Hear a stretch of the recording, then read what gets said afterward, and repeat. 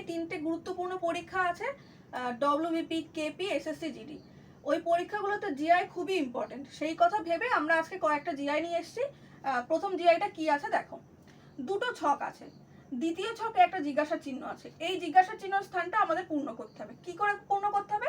আগের যে ছকটা আছে সেই ছকটা যেরকম আছে সেরকম ভাবে। দেখো প্রথম ছকটা তাহলে আমরা দেখি, 4 ছক 24, এখানে 24 পেয়েছি, তাহলে 3 সাথে 21, আমরা 21 বসাতেই পারতাম, কিন্তু আগে বসাবো না। কেন বসাবো না? দেখবো 24-এর সঙ্গে 576-এর কোনো সম্পর্ক আছে কিনা।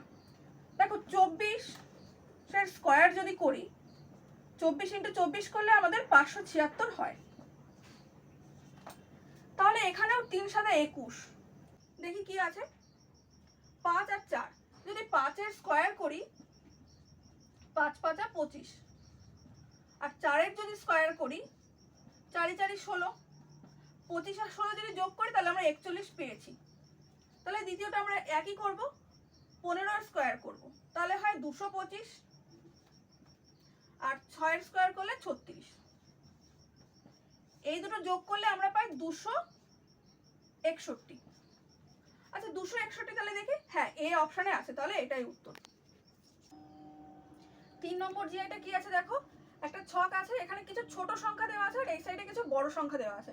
দেখো 36 আছে এখানে, আর এর উল্টো 7-এর উল্টো দিকে আছে 49, আর এখানে 36-এর উল্টো দিকে আছে জিজ্ঞাসার চিহ্ন। এখানে কি হবে সেটা বসাতে হবে। দেখো 3 × 3 = 9, 4 × 4 = 16, 7 × 7 = 49, তাহলে 6 × 6 = 36 হয়, তাহলে এখানে আমরা 6 বসাবো। অপশন হবে এ 6। এটা খুবই সোজা ছিল, এরকম ধরনের জিআই পরীক্ষায় আসে।